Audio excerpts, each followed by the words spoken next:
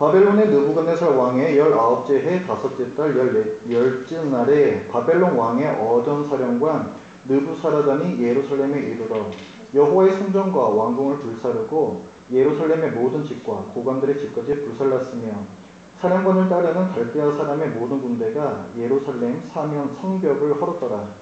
사령관 느부사라단이 백성 중 가난한 자와 성중에 남아있는 백성과 바벨론 왕에게 항복한 자와 무리의 남은 자를 사로잡아갔고 가난한 백성은 남겨두어 포도원을 관리하는 자와 농부가 되게 하였더라. 갈대아 사람은 또 여호와의 성전의 두 놋기둥과 받침들과 여호와의 성전의 놋대야를 깨뜨려 그 놋을 바벨론으로 가져갔고 가마들과 부삽들과 부집게들과 주벌들과 숟가락들과 섬길 때 쓰는 모든 놋그릇을 다 가져갔고 사령관은 잔들과 화로들과 주벌들과 솥들과 촛대들과 숟가락들과 바리들 곧 금으로 만든 물건의 금과 은으로 만든 물건의 은을 가져갔더라. 솔로몬 왕이 여호와의 성전을 위하여 만든 두 기둥과 한 바다와 그 받침 아래에 있는 12 놋소 곧 이 모든 기구의 놋 무게는 헤아릴 수 없었더라. 그 기둥은 한 기둥의 높이가 18규빗이요 그 둘레는 12규빗이며 그 속이 비었고 그 두께는 4손가락 두께이며 기둥 위에 놋머리가 있어 그 높이가 5규빗이요 머리 사면으로 돌아가며 꿈이 망사와 석류가 다 놋이며 또 다른 기둥에도 이런 모든 것과 석류가 있었더라. 그 사면에 있는 석류는 96개요 그 기둥에 둘린 그물 위에 있는 석류는 도합이 100개이었더라. 사령관이 대제사장 스라야와 부제사장 스바냐와 성전 문지기 3사람을 사로잡고 또 성 안에서 사람을 사로잡았으니 또 군사를 거느린 지휘관 1사람과 또 성중에서 만난 왕의 내시 7명과 군인을 감독하는 군 지휘관이 서기관 하나와 성 안에서 만난 평민 60명이라.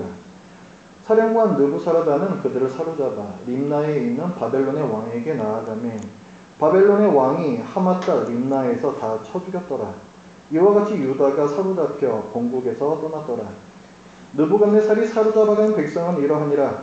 제7년에 유다인이 3023명이요 느부갓네살의 18째 해에 예루살렘에서 사로잡아간 자가 832명이요 느부갓네살의 제23년에 사령관 느부사라단이 사로잡아간 유다 사람이 745명이니 그 총수가 4600명이더라. 유다왕 여호야긴이 사로잡혀간 지 37년 곧 바벨론의 에윌므로닥 왕의 즉위 원년 12째 달 25째 날 그가 유다의 여호야긴 왕의 머리를 들어주었고 감옥에서 풀어주었더라. 그에게 친절하게 말하고 그의 자리를 그와 함께 바벨론에 있는 왕들의 자리보다 높이고 그 죄수의 의복을 갈아입혔고 그의 평생 동안 항상 왕의 앞에서 먹게 하였으며 그가 날마다 쓸 것을 바벨론의 왕에게서 받는 정량이 있었고 죽는 날까지 곧 종신토록 받았더라.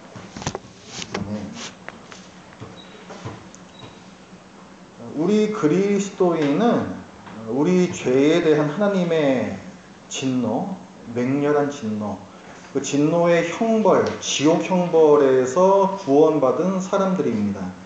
그런데 내가 구원받았다는 증거가 있는가? 내가 구원받은 증거가 있는가? 내가 구원받았음을 어떻게 믿을 수 있는가? 남유다는요, 바벨론에게 망할 때까지 자기네들이 망하지 않을 거라고 믿었습니다. 그렇게 믿었던 첫 번째 이유는 왕 때문에 그래요. 왕이 있으니까 망하지 않을 거라고 믿었습니다. 제가 많이 강조드렸는데 사무엘하 7장에 어떤 언약이 나오죠? 다윗 언약 나오죠? 그 다윗 언약의 중요한 내용이 뭐다? 다윗 왕조에서 영원한 왕이 나올 것이다 라는 거예요. 다윗 왕조가 영원하다는 것입니다. 하나님 나라는 영원하다는 것이죠.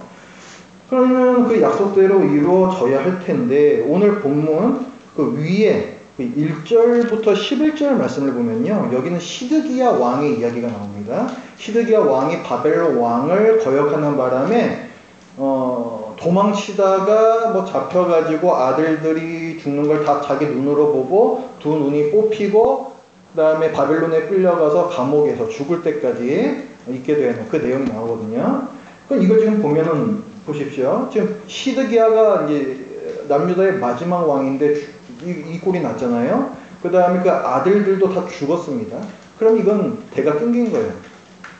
대가 끊긴 거죠. 다윗 왕조에서 영원한 왕이 나올 것이다 라는 말씀에 안 맞는 것처럼 보인단 말이에요.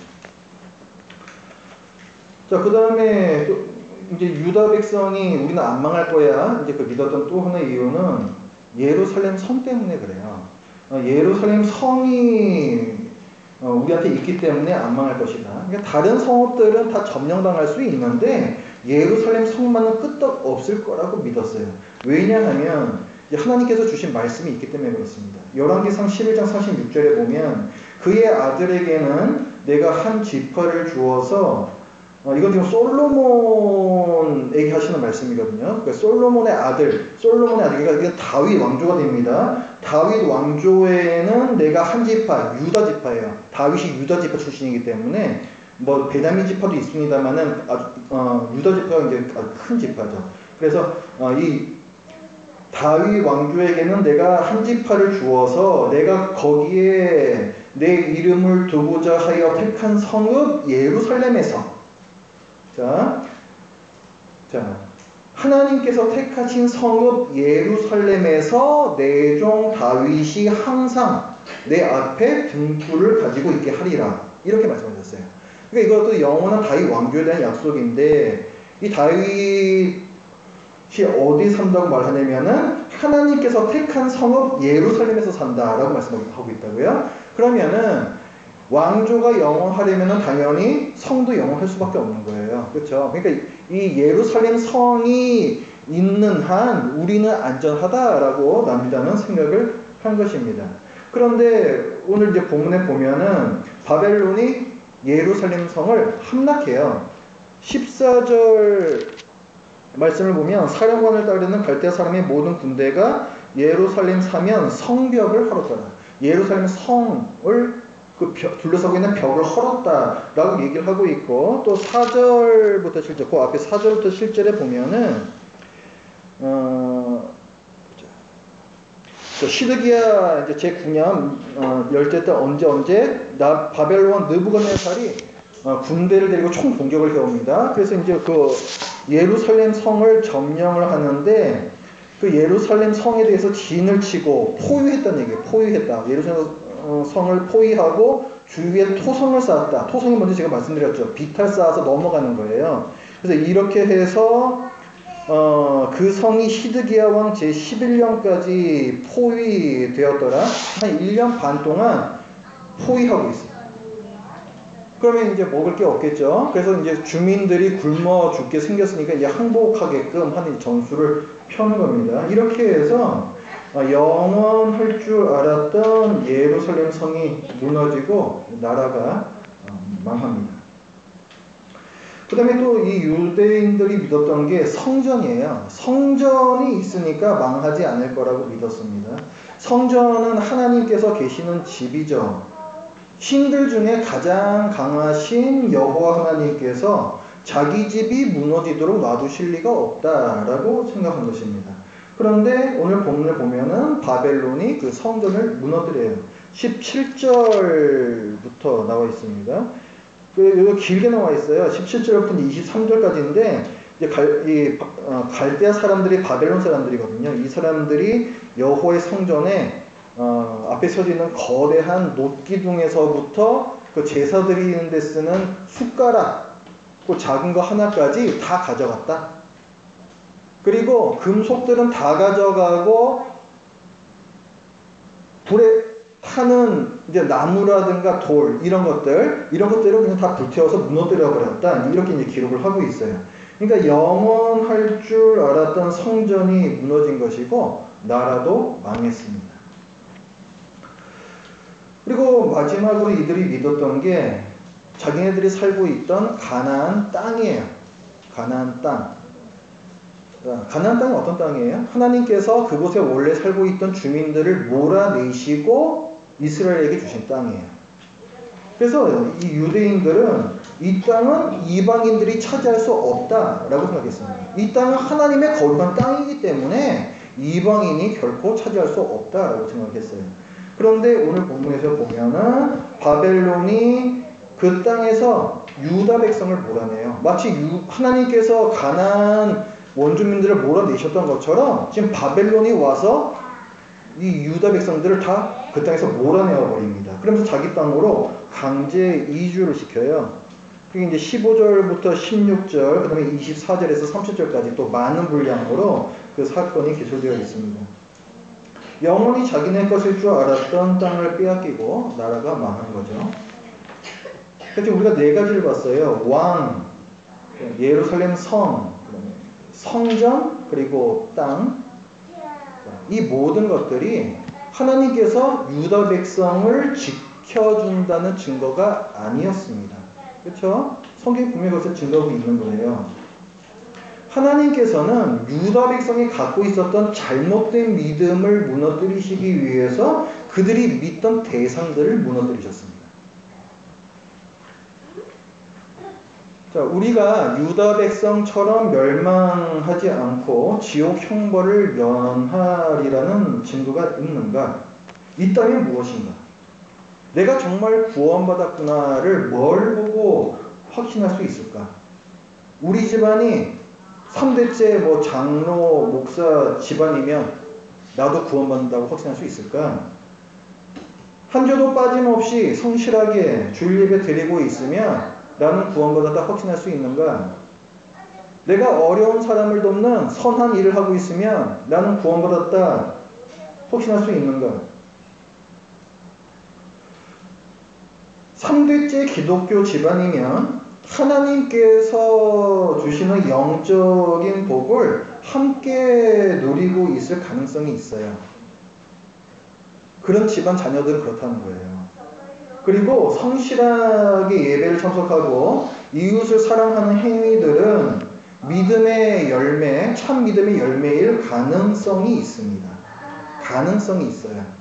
하지만 이른바 모태신앙으로 태어나서 단지 교회 문화에 익숙한 것을 믿음이라고 착각하고 있을 가능성도 있습니다. 불신자도 예배에 꾸준히 참석할 수 있고 어려운 사람을 꾸준히 도울 수도 있어요. 즉 이런 것들은 내가 구원받을 것을 보장하는 근거가 아닙니다. 뭘 보면 구원을 확신할 수 있는가? 없어요. 없어요. 우리 눈으로 볼 수 있는 구원의 증거는 없습니다. 구원의 확신은 다른 데서 근거를 찾아야 됩니다. 우리 지금 52장을 봤잖아요. 이게 지금 예루살렘 멸망을 기록하고 있는데 이 예레미야의 전체의 마지막 이 52장에는 여호와라는 단어가 나오지 않고 예레미야라는 단어도 나오지가 않습니다. 예레미야는 곧 하나님의 말씀이거든요. 그러니까 지금 여호와가 안 보이시고 하나님의 말씀이 들리지가 않는 거예요. 여기서는 지금 이 52장 본문이 열왕기 하 25장 본문하고 똑같습니다. 자, 열왕기 하 25장은 열왕기하는 왕들에 대한 기록이거든요. 역사책이 역사책. 그래서 물론 여기에도 어떤 하나님의 관점, 그 어떤 신학적인 설명 이런 것들도 조금씩은 들어가 있지만 대체적으로 어느 왕 때 무슨 일이 있었다, 어느 왕 때 무슨 일이 있었다 이런 객관적으로 그 당시 사건을 기술하는 형식을 갖고 있습니다. 그렇게 역사를 사실 그대로 객관적으로 기록하는 그 본문을 예레미야의 마지막에 지금 갖다 놨다는 거예요. 왜 이렇게 끝날까요? 예레미야는 지금까지 이렇지 않았거든요. 예레미야는 항상 예레미야가 무언가를 선포하고 백성들의 반응이 나오고 이렇게 계속 지금까지 있었다는 거예요. 근데 왜 마지막 52장은 이런 식으로 그것도 다른 역사책에서 그대로 베껴온 본문으로 끝맺고 있는가? 예레미야가 하나님의 말씀을 지금까지 선포했잖아요. 그 말씀이 남유다 멸망의 예언이 실제로 이루어졌다라고 말하고 있는 거예요. 실제로 이루어졌다. 주관적 요소를 최대한 배제하면서 객관적으로 예레미야가 예언했던 멸망이 실제로 일어났다라고 지금 말하고 있는 거예요. 예레미야가 예언했던 대로 예루살렘이 철저히 멸망당했다고 또 단어 반복을 통해서도 보여줍니다. 그 13절과 14절을 보시면 여호와의 성전과 왕궁을 불사르고 예루살렘의 모든 집과 고관들의 집까지 불살랐으며 사령관을 따르는 갈대아 사람들의 모든 군대가 예루살렘 사면 성벽을 헐었더라. 불살랐다, 2번 헐었다. 어쨌든 다 파괴한다는 얘기죠. 3번 나왔죠.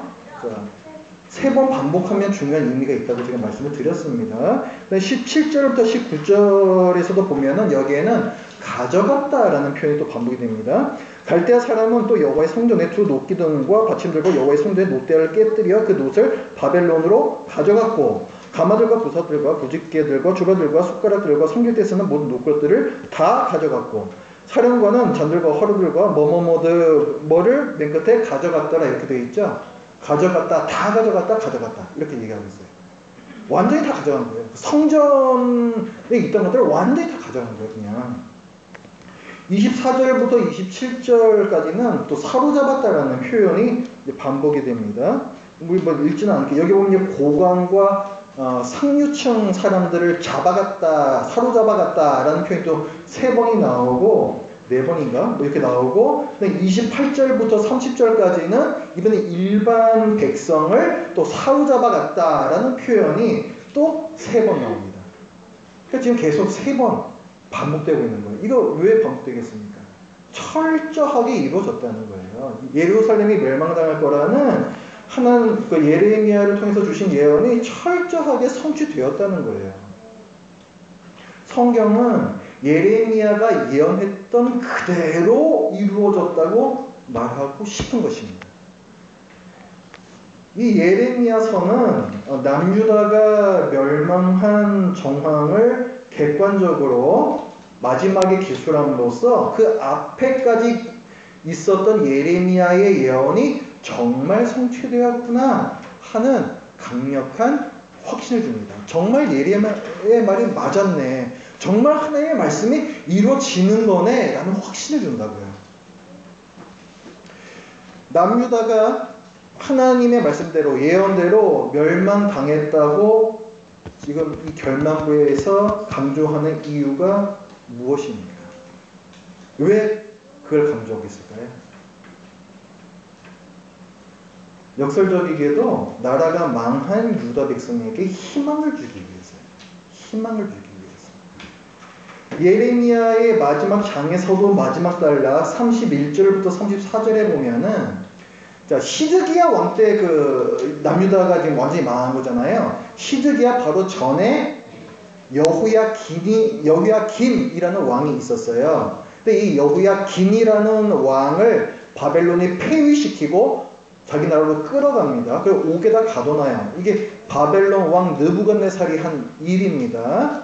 자, 그러고 나서 이제 시드기야 왕 때 이제 나라가 완전히 망했어요.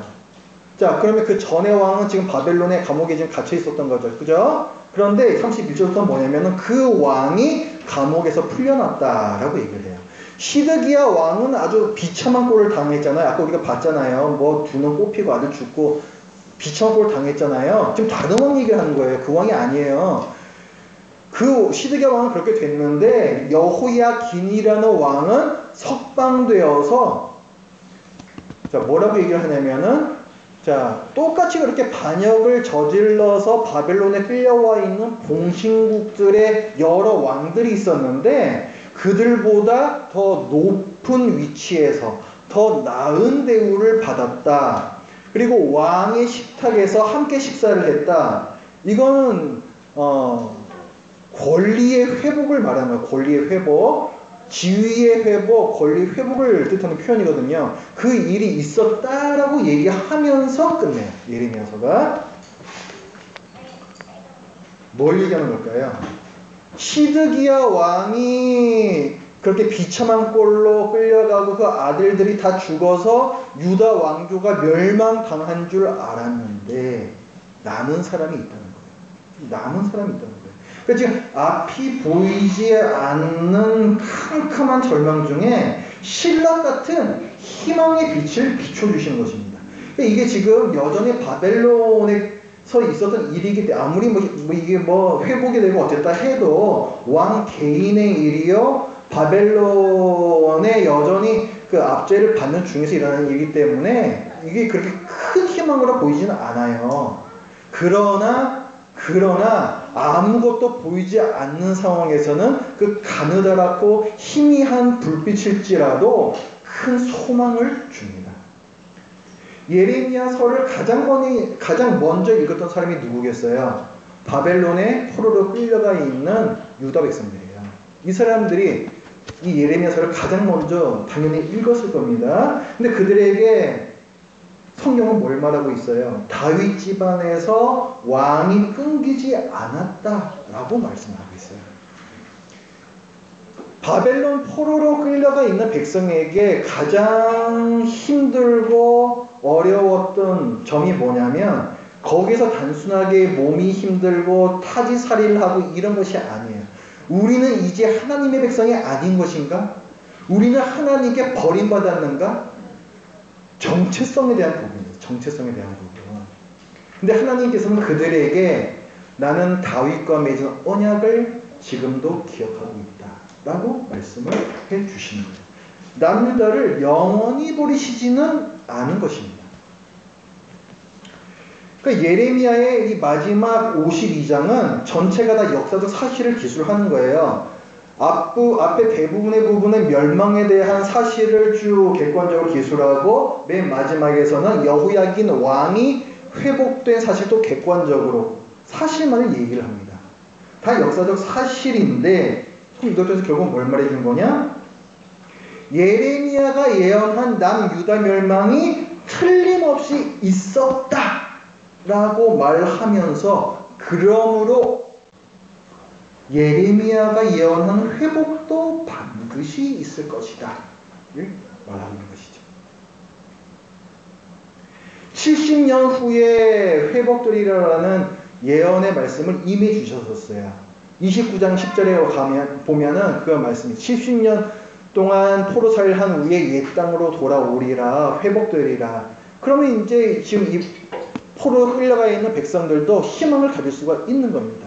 말씀하신 대로 멸망했으니 70년 후에 회복되리라는 이 예언의 말씀도 반드시 성취될 것이다. 바벨론에 끌려와 있는 유다 백성이 회복의 소망을 가질 수 있는 이유는 심판의 예언이 성취되었기 때문입니다. 말씀대로 멸망시키셨으니 말씀대로 회복될 것입니다. 하나님 나라가 영원하리라 확신할 수 있는 근거는 왕이나 예루살렘 성이나 성전이나 가나안 땅이 아니라 약속을 지키시는 신실하신 하나님께 있죠. 죄를 짓지 않을 수 없는 내가 지옥 형벌에서 구원받을 수 있는 확신도 하나님의 약속의 말씀에만 근거합니다. 하나님께서는 예수님이 아드님 하나님이시여 나의 구원자여 나의 주인 되심을 믿고 고백하면 구원하시겠다라고 약속하셨습니다. 사도행전 16장 31절 주 예수를 믿으라 그리하면 너와 내 집이 구원을 받으리라. 에베소서 2장 8절 너희는 그 은혜에 의하여 믿음으로 말미암아 구원을 받았으니. 로마서 10장 9절 네가 만일 내 입으로 예수를 주로 시인하며 또 하나님께서 그를 죽은 자 가운데서 살리신 것을 내 마음에 믿으면 구원을 받으리라. 사람이 마음으로 믿어 의에 이르고 입으로 시인하여 구원에 이르느니라. 제가 아주 몇 가지만 말씀을 갖고 있는 너무나도 많습니다. 이런 말씀들이 성경에는 너무나도 많아요. 하나님께서는 거짓말하지 않으십니다. 거짓말하지 않으시는 하나님께서 이렇게 약속하신 바는 당연히 거짓일 수가 없기 때문에 사실 이거는 충분해요. 그렇죠? 하나님께서 그냥 내가 믿음으로 구원받게 하리라 말씀하셨으면은 그걸로 충분한 거라고요. 하나님께서 신실하신 분이시니까. 그런데 하나님께서는 이에 덧붙여 아드님 하나님의 귀중한 피로 맹세까지 하셨습니다. 언약의 피라는 거예요. 언약의 피. 이것은 절대로 깨어지지 않는 언약의 피. 아드님 하나님의 피로 맹세까지 하셨다는 거예요. 그렇기 때문에 믿음으로 구원받는다는 이 말씀은 반드시 이루어집니다. 히브리서 6장 17절부터 하나님은 약속을, 하나님께서 약속하신 바를, 천국을, 하나님 나라를 기업으로 받는 자들에게 그 뜻이 변하지 아니함을 충분히 나타내시려고 그 일을 맹세로 보증하셨나니, 여기 보면은 약속이란 단어하고 맹세란 단어가 두 개가 나왔습니다. 이는 하나님이 거짓말을 하실 수 없는 이 두 가지 변하지 못할 사실. 이 두 가지 변하지 못할 사실은 뭐예요? 약속하고 맹세예요. 신실하신 분이니까 약속이 변할 수가 없고, 예수 그리스도의 피로 맹세했기 때문에 이것은 변할 수가 없는 것입니다. 이 두 가지 변하지 못할 사실로 말미암아 앞에 있는 소망을 얻으려고 피난처를 찾은 우리에게 큰 안위를 받게 하려 하십니다. 내가 구원받은 것을 어떻게 할 수 있는가? 내가 구원받은 증거는 무엇인가? 우리 집안이 뭐 어때서, 내가 어떻게 지금 살고 있어서, 이런 거 아니라는 거예요. 하나님께서 약속하신 말씀에만 그 확신의 근거를 찾을 수가 있다는 것입니다. 우리가 구원을 확신할 수 있는가? 그렇습니다. 하나님의 약속에 확실한 근거가 있어요. 참 많이 사랑받는 그 찬송인데요. 우리 찬송 하나 좀 볼게요. 545장 한번 펴보세요. 찬송가 545장. 찬송가 545장은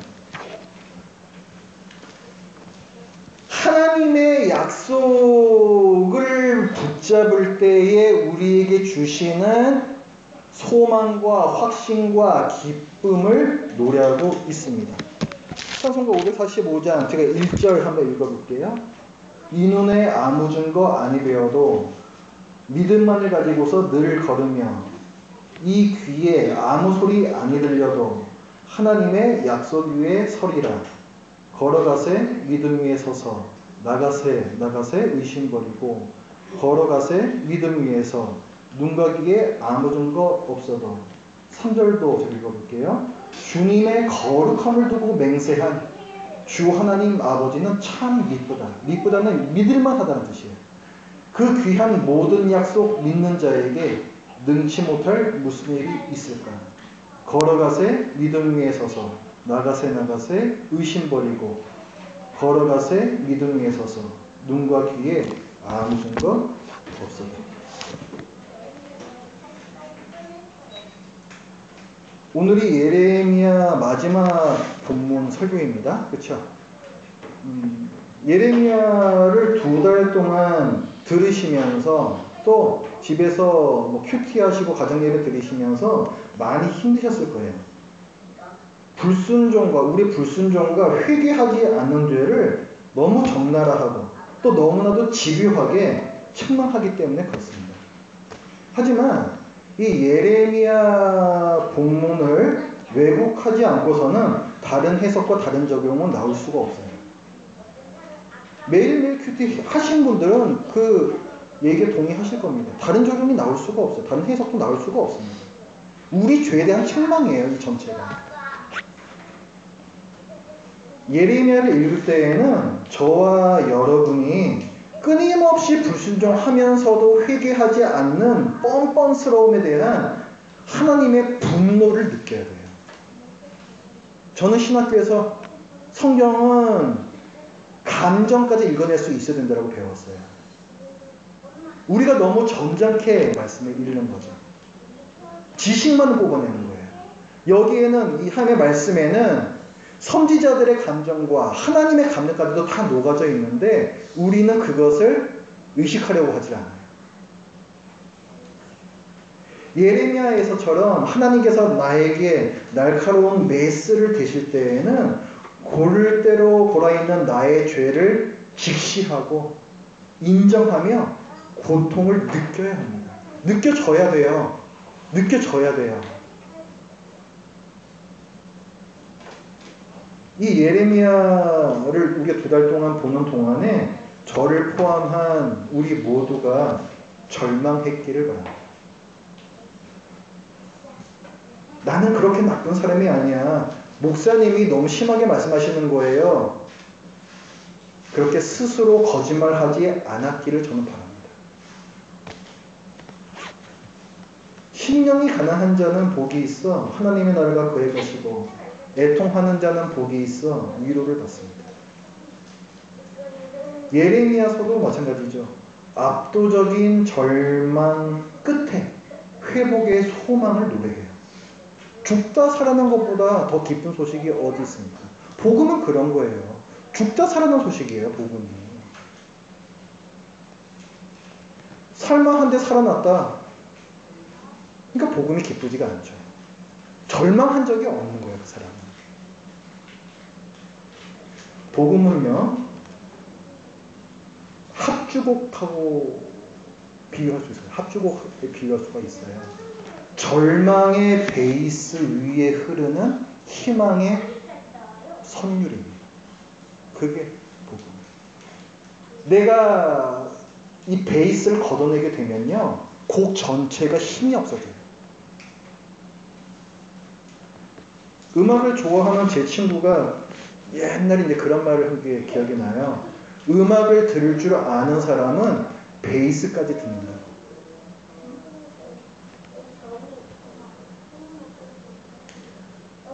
우리의 소망은요, 오직 하신 말씀을 끝까지 지키시는 신실하신 하나님께만 있습니다. 절망하시고 또 소망하시기 바라요. 기도하겠습니다. 하나님 아버지, 오늘 예레미야서의 마지막 부분을 보면서 담담하니 역사적 사실을 기술하신 그 이유를 저희들이 살펴보았습니다. 끝까지 절망을 말씀하는 것 같으나 그러나 반드시 이루어질 복된 날을 또 기약하시는 하나님의 이 오묘한 이 말씀을 보면서 저희들에게도, 절망적인 저희들에게도 희망이 있음을 깨닫습니다. 예수 그리스도가 저희들의 유일한 소망이시여 또 저희들이 유일하게 위로를 얻을 수 있는 근거임을 이 시간에 고백합니다. 하나님 아버지, 예레미야서를 지금까지 보는 동안에 하나님께서 말씀하신 것, 절망하라 할 때는 저희들이 절망하고 또 소망하라 할 때는 저희들이 소망하는 그 시간이 되었기를 바랍니다. 아버지시여, 저희에게 복음의 확신을 주시었고 또 구원의 기쁨을 허락하여 주시어서 저희들이 이 세상을 살아갈 때 어떻게 살아가야 하는지 분명한 기쁨의 확신 가운데에서 살아가게 하여 주시옵소서. 예수님의 이름으로 기도드립니다. 아멘.